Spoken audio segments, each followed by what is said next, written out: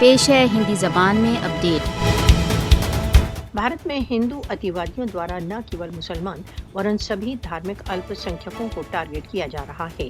भारत में धार्मिक अल्पसंख्यकों को हिंदू अतिवादियों के हाथों अत्याचारों का सामना है। भारत में दाएं बाजू के हिंदू अतिवादी धार्मिक अल्पसंख्यकों के विरुद्ध खुल्लम खुल्ला आतंक तथा हिंसा के अभियान चला रहे हैं। हिंदू अतिवादियों ने भारत के अल्पसंख्यकों के साथ घृणा तथा असहनशीलता का वातावरण उत्पन्न किया हुआ है। धार्मिक अल्पसंख्यकों के जीवन तथा धार्मिक स्थल गंभीर खतरे में हैं।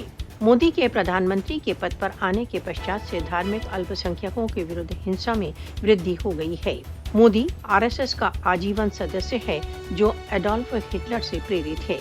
आरएसएस जैसे दाएं बाजू के हिंदू तथा बीजेपी हिंदू उच्चता को विकसित करते हैं। मुसलमानों, सिखों तथा ईसाइयों के पास भारत के राष्ट्रीय दिवस मनाने का कोई विशिष्ट कारण नहीं है। मोदी के शासन के भारत में धार्मिक अल्पसंख्यकों को अपने अस्तित्व के लिए खतरा है।